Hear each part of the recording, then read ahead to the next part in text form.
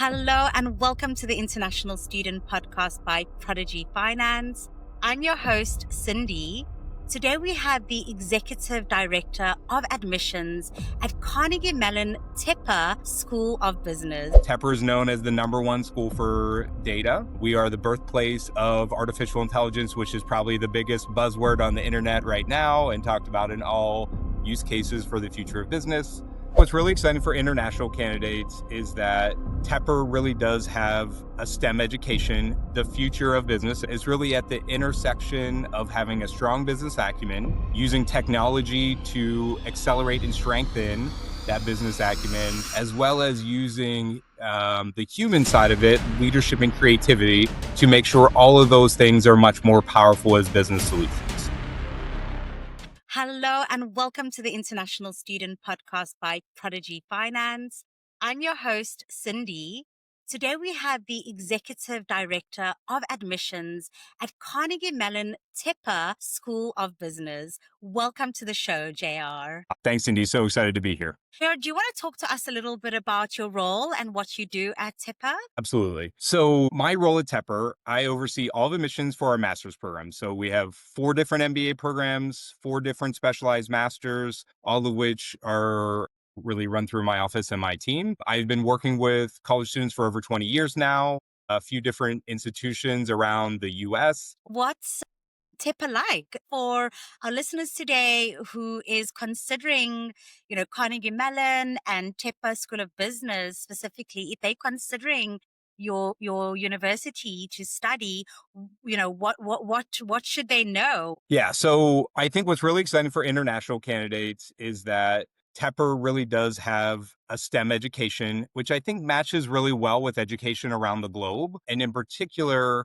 for us, we believe the future of business, and have believed this for a little while now, is really at the intersection of having a strong business acumen, using technology to accelerate and strengthen that business acumen, as well as using the human side of it, leadership and creativity, to make sure all of those things are much more powerful as business solutions. And what is exciting for where you can specialize, Tepper is known as the #1 school for data. We are the birthplace of artificial intelligence, which is probably the biggest buzzword on the internet right now and talked about in all use cases for the future of business. So it really gives an opportunity for students really to have that cutting edge education. Our community is really small but mighty. So if you look at the top 15 programs, we are one of the smallest by cohort or class size. And what that is going to mean for you as you're going through your curriculum, your faculty will know you. They'll know a little bit about your background. That makes the classroom discussions much more rich. Your career coaches will know you, your leadership coaches, your academic coaches. Everyone is essentially going to have this team of people.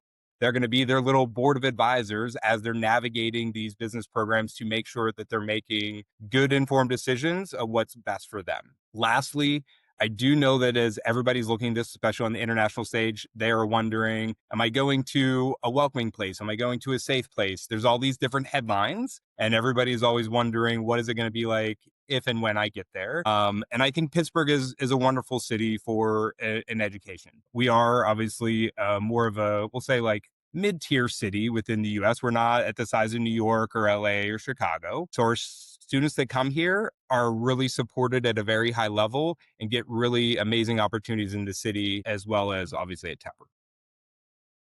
So, JR, what would make a strong candidate for our listeners if they are interested in coming to your school? What do they need to know about the application process?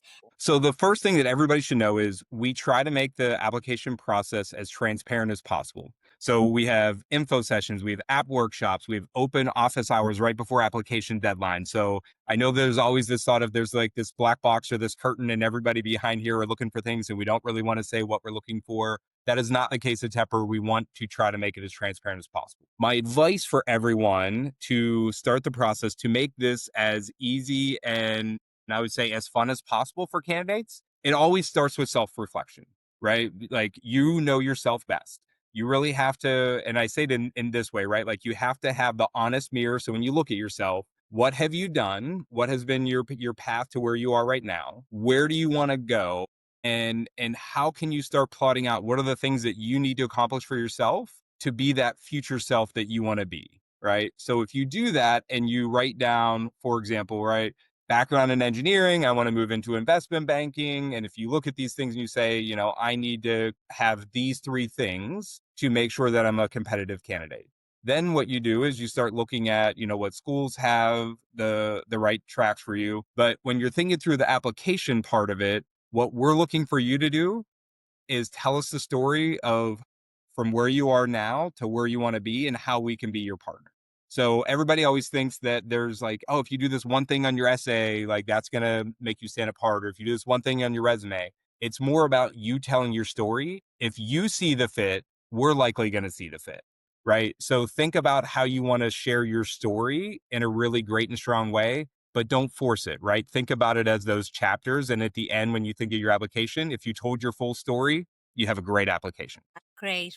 Let's just say someone has got a strong application. They're a great fit for your university and they get admission. They then leave their home country. They arrive on campus. What support does your school provide for that international student? Yeah. So, I mean, there's going to be quite a bit. I'll start with the community aspect of it. So, especially in our MBA program, because it's a 2-year program, the second years really mentor the first years. There's a whole community that happens even before that. And a lot of times we're connecting those people because I would say a good amount of first years, especially on the international side, will want to room with someone else, share that living expense cost. So we're making sure all those things are together there. A lot of our second years, they put together a housing guide for our first years. They actually also have a list of who's looking for roommates. They'll gift or make their apartments or living spaces available to those, coming in after them if they're giving up that living space. So we try to do our best on, we'll say like the student mentor side there to help with that transition. As a school, we have a program we call it Becky. It's an acronym. Higher ed institutions love acronyms. But it's the Business, English, and Culture Immersion Program. And what we're helping with are twofold, right?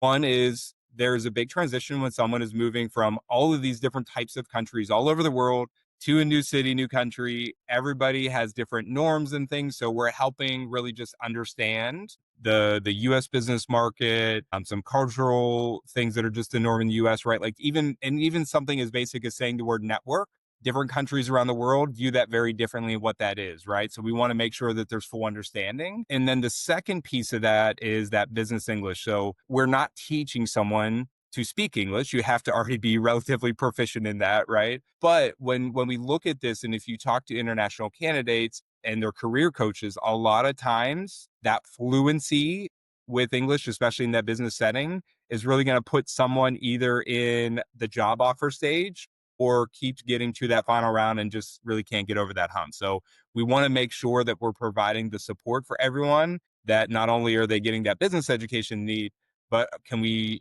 refine some of those soft skills. Our career coaches, they are industry experts. We follow the model of our consulting coaches or former consultants, our investment finance coaches come from that world, et cetera, down the line. So you're going to have these coaches that have been out there, work with you, been part of hiring processes. A lot are actually alums from our program that have gone off in industry, done really well, and wanted to come back and give back to the school. So I would say overall, we provide a very robust support system for our international students, not only on just the feeling comfortable in the transition, but ensuring that any of those fine skills that also need to be addressed are addressed. Fantastic. Joe, in closing, do you have any advice for an international student or someone listening to this podcast episode? What advice do you have for that international student? So I think there's two things that I would like to share because I feel like there's a lot of things out in the media right now, and everybody's trying to make sense of headlines, and there's not a lot of context that is always given with that. So one, let's just start on the visa side here for a second. So over the summer, as we all know, student visa appointments got shut down. There was an additional part added to that, social media vetting. Everybody was wondering and worrying, is it going to be a higher denial rate? What does that mean? Am I going to be able to get here to the US? So in the end, what I'll say is there were some candidates because it got shut down for a while that didn't get appointments, and that, obviously that was unfortunate. And a lot of students have made Plan B plans. A lot are deferrals, but those that got appointments for us, less than a handful out of probably 200 candidates that have visa interviews didn't get a visa, which is the normal deny rate. So with the additional visa vetting, we haven't seen a different denial rate. Now, obviously, that's the data points that we have right now. I don't know if anything will change in the future, but I know that that was a word. The second piece is right on the other visa side is H-1B. We have, we'll say like a quicker roller coaster ride on that one. There was this whole thing that came out with a lot of context, and there would be an additional $100,000 fee. Now the updated guidance says that if you're doing a change of status in country, which is from a student visa to a work visa, you would not incur the fee.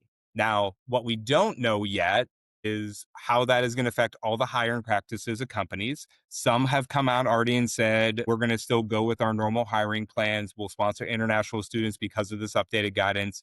But more information will come out as new visas are processed here February through April. But right now, we're seeing that this is actually going to be a stronger case for our international candidates because we do believe companies will utilize this to not incur the fee and get their talent from universities. The second piece, because I think this is also a big one, is that what they're looking for has changed drastically over the last couple of years, and in particular last year to this year. So every year, GMAC, which, and don't hate them too much, they do a lot of good other than just the GMAT exam. They do research and they do a corporate recruiter survey. They go out to, it's like over 2,000 corporate recruiters at top 500 companies in the US, and they get information of what are the top skills you're looking for when you're hiring your talent over the next 3 to 5 years, which is most relevant for candidates that are looking at programs now.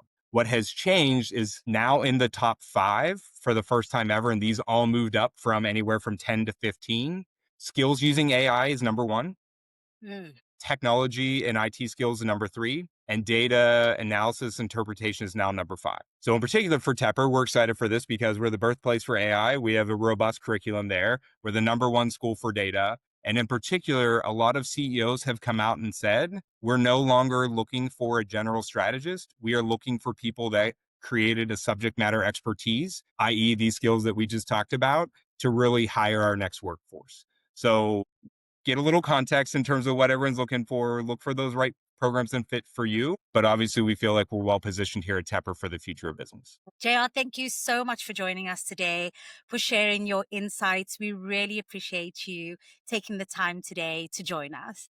Awesome. Cyndi, it was so much fun. Thank you so much. And good luck, everyone. Hope to hear from you.